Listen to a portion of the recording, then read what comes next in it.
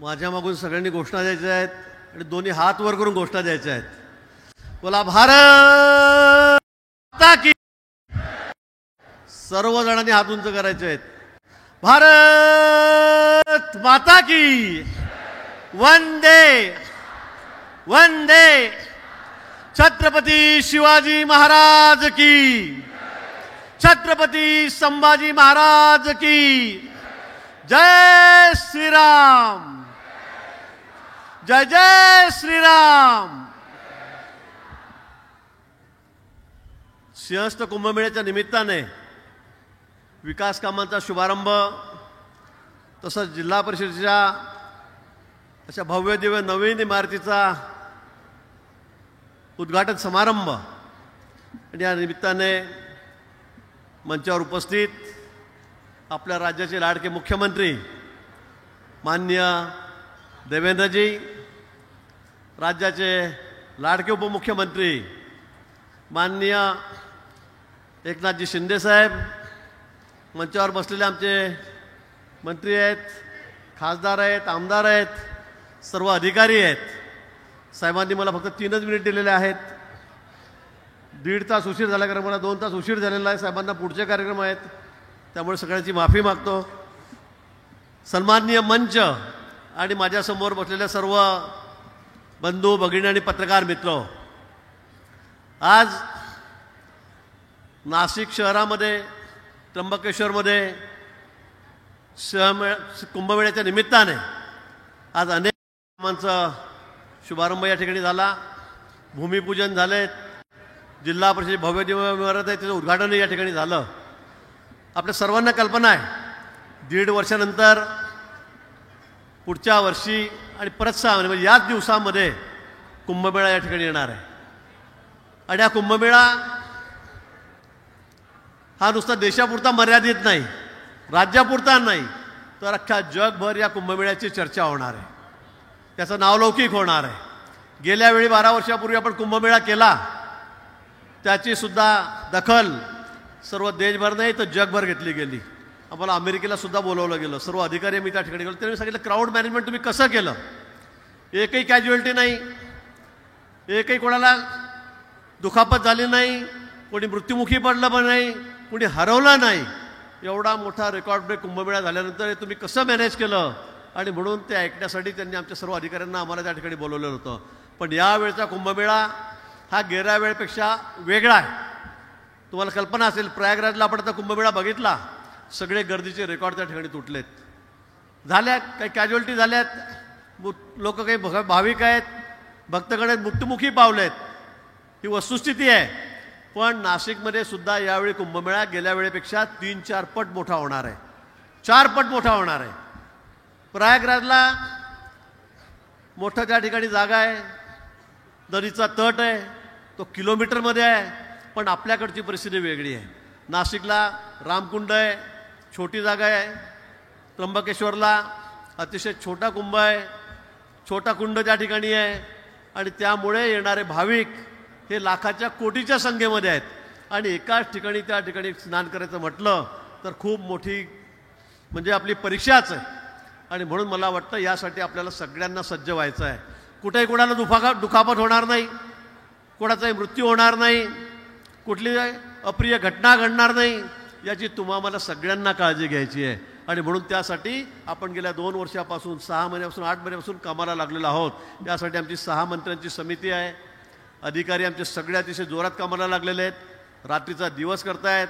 आमचे गेडाम साहेब प्राधिकरणाचे अध्यक्ष आहेत, या ठिकाणी कलेक्टर आहेत, आयुषकुमार आहेत, या ठिकाणी आमच्या महानगरपालिकेच्या कमिशनर आहेत. आणि त्यांनी कामाचा धडाका सुरू केलेला आहे, त्यांनी रात्रीचा दिवस या ठिकाणी केलेला आहे.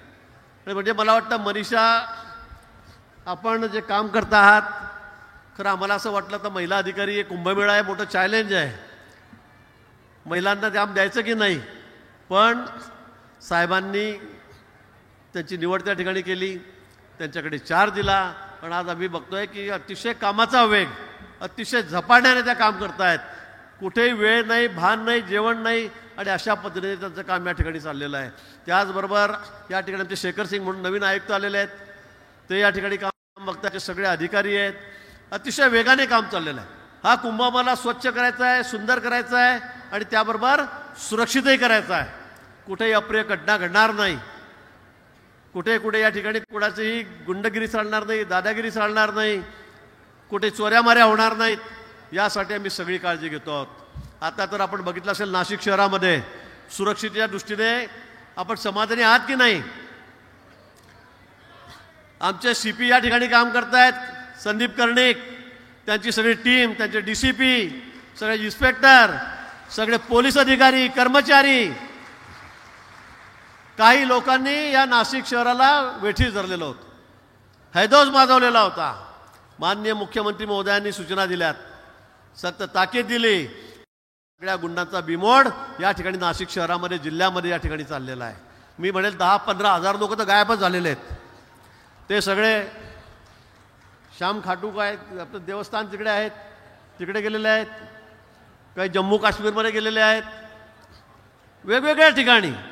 सगळ्या देवांना सगळं घालतात की बाबा आम्हाला वाचव, आम्हाला वाचव. पण या नाशिक शहरातली सगळी गुंडगिरी मोडण्याचा संकल्प आम्ही केलेला आहे. माननीय मुख्यमंत्री महोदय असतील, आमचे एकनाथजी शिंदेसाहेब असतील, सगळ्यांनी सांगितलेलं आहे की आता ही गुंडगिरी आम्ही खपवून घेतली देणार नाही. अजिबात गुंडगिरी आम्ही सहन करणार नाही. आणि अनेक जण आता नाशिक शहर सोडून पळालेले आहेत. आणि म्हणून आम्हाला हा कुंभमेळा हा अतिशय सुरक्षित सुद्धा करायचा आहे. आणि त्यासाठी आमची तयारी या ठिकाणी चाललेली आहे. आणि म्हणून सगळ्या अधिकाऱ्यांचं मनापासून मी अभिनंदन करतो. हा कुंभमेळा नुसतं एक धार्मिक कार्य नाही, ते आहेच, पण त्याच्या पलीकडे जाऊन त्या नाशिक शहराचा विकास हा कसा होईल, नाशिक शहरातलं टुरिझम पर्यटन कसं वाढेल, या ठिकाणी रोजगार निर्मिती कशी होईल, यासाठी याचा दुर्गामी परिणाम करणारा नाशिक शहरावर, जिल्ह्यावर हा कुंभमेळा या ठिकाणी होणार आहे. आणि म्हणून तुमची आमची सगळ्यांची जबाबदारी आहे की हा कुंभमेळा यशस्वी झाला पाहिजे. इथे बसलेले सगळे साधू संत महंत आहे, खऱ्या अर्थाने हा कुंभमेळा यांचाच आहे, यांच्याच नेतृत्वाखाली होणार आहे. आणि म्हणून महत्त्वाचे घटक म्हणून तेही या ठिकाणी आज उपस्थित आहेत. आणि म्हणून आपण साधू संत मिळून, आपण सगळे नाशिककर मिळून या ठिकाणी या कुंभमेळ्यामध्ये सगळ्यांनी सहभागी होऊया. आमच्या घरी कार्य आहे, लग्न कार्य असताना आपण ज्या पद्धतीने कामाला लागतो, पाहुण्याचं स्वागत करतो, त्या पद्धतीने येणाऱ्या प्रत्येक भाविकाचं स्वागत, देशातून असतील, परदेशातून असतील, त्यांचं मनापासून या ठिकाणी आपण स्वागत करायचं आहे, आदरातिथ्य करायचं आहे. जेणेकरून त्यांना वाटलं पाहिजे की बाबा नाशिक शहरामध्ये किती चांगले लोक आहेत, किती आदरातिथ्य आमचं करतायत. प्रयागराजला आम्ही गेलो, आपल्याकडचे सगळे भाविक गेले, ते जाऊन आल्यावर सगळे कौतुक करत होते की प्रशासन किती चांगलं आहे, अधिकारी सगळे किती चांगले आहेत, पोलीस प्रशासन किती आपली काळजी घेत आहे, तिथले लोक किती काळजी घेत आहेत. आणि त्याच पद्धतीने किंवा त्यापेक्षा चांगली आपण या ठिकाणी निभवायची आहे.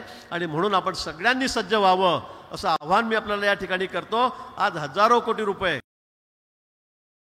सगळं चित्रफीत त्या ठिकाणी कार्यक्रमाची बघितली, 6,000 कोटी रुपयाच्या कामांचा शुभारंभ आज होतोय. 6,500 कोटी रुपयाचा रिंग रोड आपण त्या ठिकाणी करतोय. सिवरेज प्लांट आहे, नदीतलं पाणी शुद्ध राहिलं पाहिजे, आपण कॅमेरे बसवतोय, अनेक गोष्टी आहेत.